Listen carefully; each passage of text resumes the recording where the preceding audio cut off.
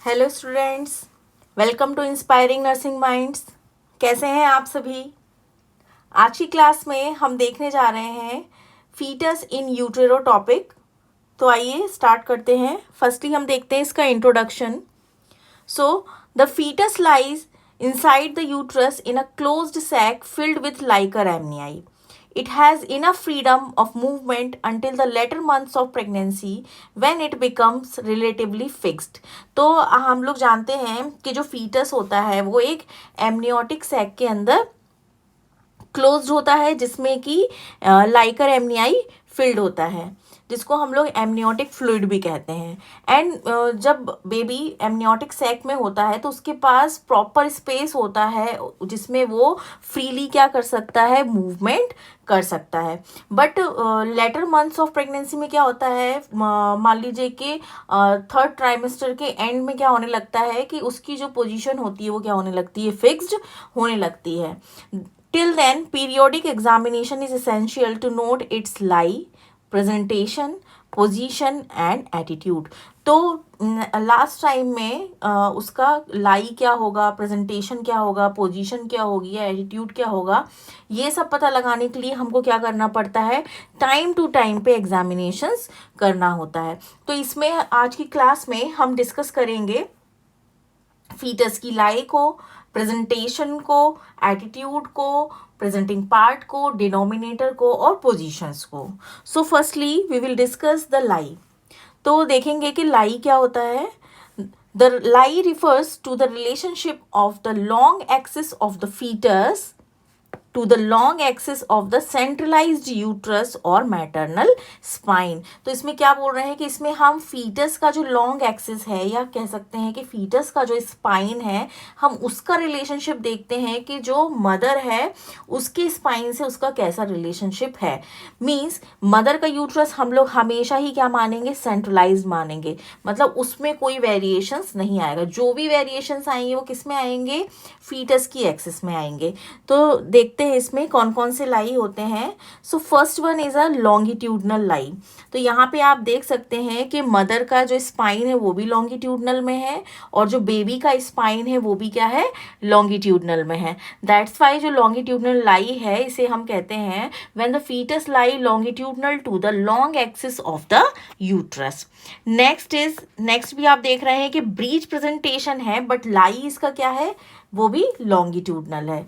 But in transverse लाई अगर आप देख रहे होंगे कि जो फीटस का जो लाई है वो राइट एंगल पे है across the long axis of the uterus. Means कि बेबी क्या है आपका हॉरिजॉन्टल में है और मदर का स्पाइन क्या है आपका वर्टिकल में है। तो ये क्या बनाएगा, आपका 90 डिग्री का एंगल इस पे बनाएगा। देन नेक्स्ट जो अदर आप लाई देखेंगे, वन मोर लाई है हमारे पास, that is oblique lie. They both are comes under the longitudinal lie. इसमें आप देख रहे होंगे, इसमें आपको लग रहा होगा कि अरे इसका एक्सिस तो क्या है, ऑब्लिक में है, बट ये ऑब्लिक नहीं है क्योंकि जो ओस है वो भी क्या है, थोड़ा सा tilted हो गया है। That's why it is comes under the longitudinal lie. But here you can see the fetal head भी आपका क्या है, टिल्टेड है, डायगोनली में है, एंड ओस आपका क्या है, लॉन्गिट्यूडनली में है। सो ऑब्लिक लाई क्या होता है, when the foetus lie diagonally across the long axis of the uterus. तो मदर की जो लॉन्ग एक्सिस है उसकी ये क्या है, डायगोनली में है, that's why it is oblique lie. And this one is a transverse lie. So these are the lie. One is longitudinal lie, oblique lie and transverse lie. Next we are going to see the presentation. So the part of the fetus which occupy the lower pole of the uterus, that is pelvic brim, is called the presentation of the fetus. तो presentation क्या होता है कि जो भी uterus का part है वो अगर यूट्रस के लोअर पोल में आ जाता है जो पार्ट, वो पार्ट उसका क्या कहलाता है, प्रेजेंटेशन कहलाता है। तो प्रेजेंटेशन में भी डिफरेंट प्रेजेंटेशंस होते हैं, जैसे कि सिफेलिक, पोडेलिक, शोल्डर एंड कंपाउंड। सो हम वन बाय वन देखेंगे कि सिफेलिक क्या है, पोडेलिक क्या है, शोल्डर क्या है, कंपाउंड क्या है. सो इन cephalic presentation, when the head present in lower pole of the uterus. तो सिफेलिक हम कब कहेंगे, जब हेड क्या होगा, लोअर पोल में प्रेजेंट होगा, तो वो क्या कहलाएगा, सिफेलिक कहलाएगा. पोडेलिक कब कहलाएगा, when buttocks present in lower pole of the uterus. तो इसमें आप देख रहे हैं कि जो बटक्स है वो lower pole of the uterus में प्रेजेंट है, so that's why it is पोडेलिक.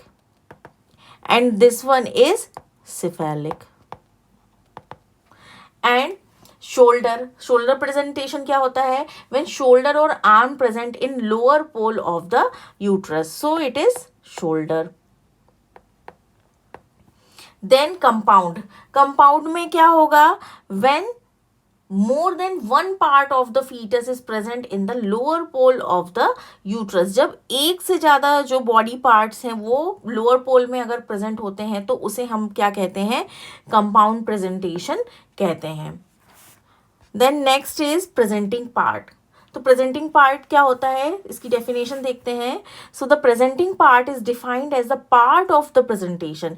ये क्या है, पार्ट ऑफ द प्रेजेंटेशन है, विच ओवरलाई द इंटरनल ओस, जो कि किस में आ जा रहा है, आपका इंटरनल ओस में आ जा रहा है. And is felt by examining finger through the cervical opening. तो सर्विक्स जब ओपन हो जाती है और हम पर वेजाइनल एग्जामिनेशन करते हैं, उसमें जो हमें पार्ट फील होता है प्रेजेंटेशन का, वो क्या कहलाता है, प्रेजेंटिंग पार्ट कहलाता है. सो फॉर एग्जाम्पल, अगर आपका सिफेलिक प्रेजेंटेशन है तो इसमें जो प्रेजेंटिंग पार्ट्स होंगे वो वर्टेक्स हो सकता है, ब्रो हो सकता है, या फिर फेस हो सकता है. एंड अगर मान लीजिए कि ब्रीच प्रेजेंटेशन है तो ब्रीच प्रेजेंटेशन में हमें कंप्लीट ब्रीच मिल सकता है, फ्रैंक ब्रीच मिल सकता है, या फिर फुटलिंग प्रेजेंटेशन हमको फाइंड आउट हो सकता है. तो इसमें हम देखते हैं डिफरेंट टाइप्स ऑफ, मान लीजिए कि सिफेलिक है तो हमें इसमें आप देख रहे हैं कि ये वर्टेक्स है, ठीक, तो ये हमको मिल सकता है, सिंसिपुट मिल सकता है. इसमें आप देख रहे हैं कि ब्रो वाला पोर्शन भी इंक्लूड हो गया है. देन इसमें आप देखेंगे कि फेस है प्रेजेंटिंग पार्ट. देन नेक्स्ट अगर हम ब्रीच की बात करते हैं तो ब्रीच में आप देख रहे हैं कि जिसमें बोथ लेग्स क्या होते हैं, एक्सटेंडेड होते हैं, वो आपका फ्रैंक ब्रीच होता है.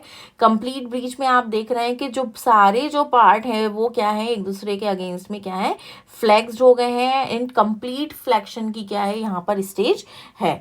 एंड फुटलिंग ब्रीच में क्या होता है कि जो 1 फुटलिंग या 2 फुटलिंग क्या हो सकते हैं, आपके इंटरनल ओस में जा सकते हैं as a presenting part. So next is, here you can also see the pictures.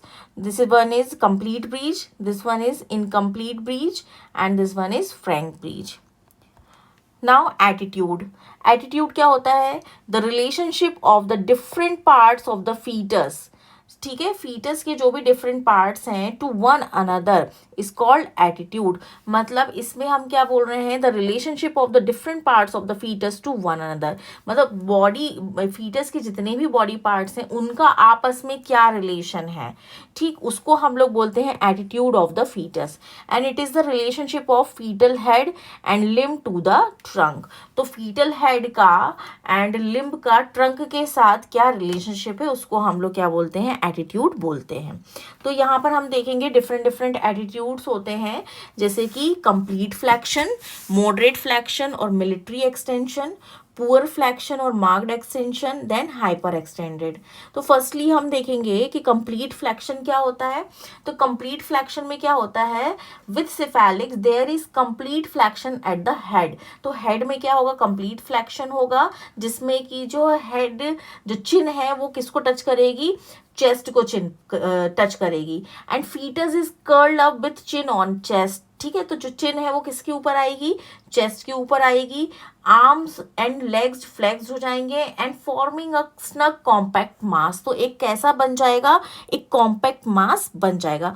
इस पिक्चर में आप देख सकते हैं कि जो हैंड्स हैं वो भी फ्लेक्स्ड हो गए हैं, जो आपका जो हेड है वो भी क्या हो गया है, फ्लेक्स्ड हो गया है, जिसके कारण जो चिन है वो चेस्ट को टच कर रही है.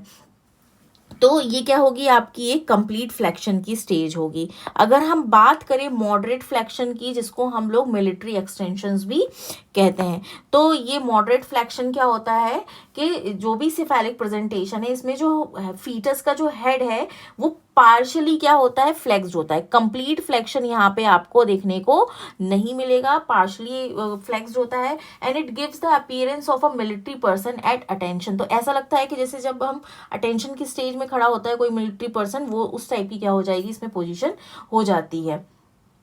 देन नेक्स्ट क्या है, पुअर फ्लेक्शन और मार्क्ड एक्सटेंशन। पुअर फ्लेक्शन और मार्क्ड एक्सटेंशन में हम लोग क्या देखते हैं, मेनली इसमें ब्रो प्रेजेंटेशन में देखा जाता है।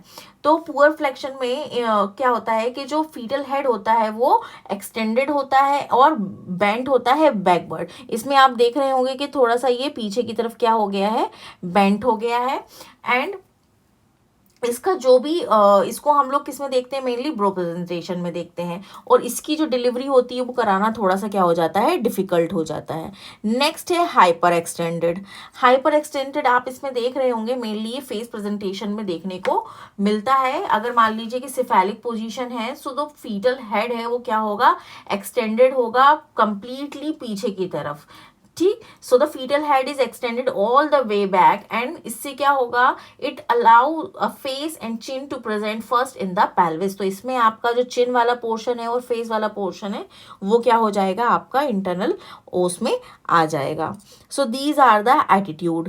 सो हम एटीट्यूड में हमने क्या देखा, complete flexion, moderate flexion, poor flexion and foot extensions. Next is denominator. It is an arbitrary bony fixed point. ठीक है, ये क्या है, बोनी फिक्स्ड पॉइंट है ऑन द प्रेजेंटिंग पार्ट। ठीक, प्रेजेंटिंग पार्ट का जो भी बोनी फिक्स्ड पॉइंट है उसका हम रिलेशन देखेंगे quadrant of the maternal pelvis से। ठीक, इसका मतलब क्या है कि मैटरनल पेल्विस में जो भी क्वाड्रेंट है, तो प्रेजेंटिंग पार्ट का कौन सा बोनी फिक्स्ड पॉइंट है जो उसको टच कर रहा है।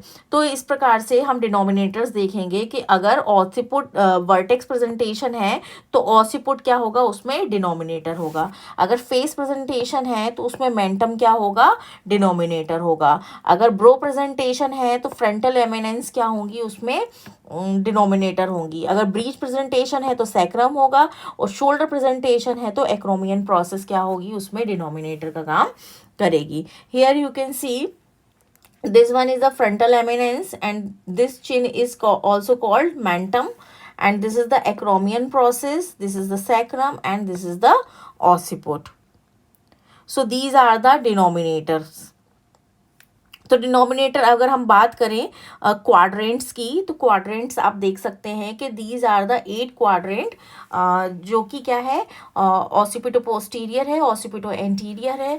देन पोस्टीरियर पोजीशंस देख सकते हैं हम इसमें, एंटीरियर पोजीशंस देख सकते हैं और लैटरल पोजीशंस देख सकते हैं। तो लेफ्ट एंड राइट के अकॉर्डिंग ये पूरा कितना डिवाइड हो जाएगा, ये हमारा 8 पार्ट्स में क्या हो जाएगा, डिवाइड हो जाएगा।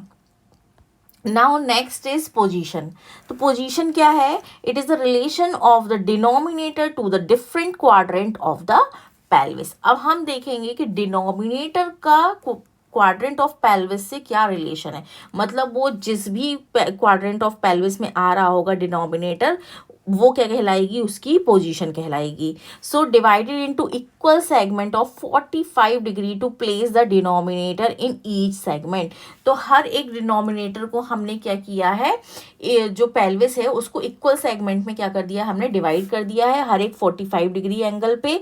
देन हम उस डिनोमिनेटर को हर एक सेगमेंट में क्या करेंगे, देखेंगे कि कौन सी पोजीशन बन रही है। देन इस प्रकार से हमारी कितनी पोजीशन बन जाएंगी, 8 पोजीशंस बन जाएंगी।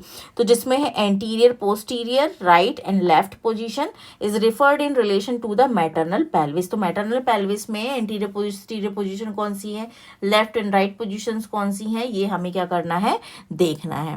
सो these are the 8 positions. So ये है posterior position, that is posterior position, that is anterior position, that is left posterior, left anterior, left lateral, right posterior, right transverse, then right anterior। अब इसमें आप देख सकते हैं कि ऑसिपुट आ रहा है, कि सैक्रम आ रहा है, कि एक्रोमियन प्रोसेस आ रहा है। वो हम बेबी का जो भी डिनोमिनेटर रहेगा उस हिसाब से आपका जो बीच वाला जो नेमिंग है वो क्या हो जाएगा, आपका चेंज हो जाएगा।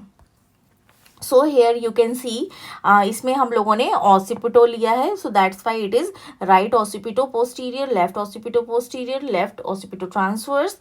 सो इस प्रकार से क्या है, ये आपकी डिफरेंट डिफरेंट पेल्विस में क्या हो जाएंगी, पोजीशंस हो जाएंगी।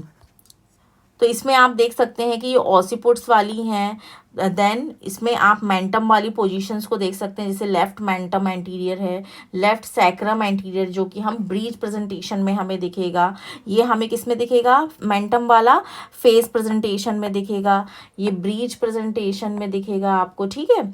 ये भी आपको किस में दिखेगा, फेस में दिखेगा, ये आपको वर्टेक्स में दिखेगा, ठीक। तो इस प्रकार से क्या होगी, हम लोग पोजीशंस को नेम दे सकते हैं।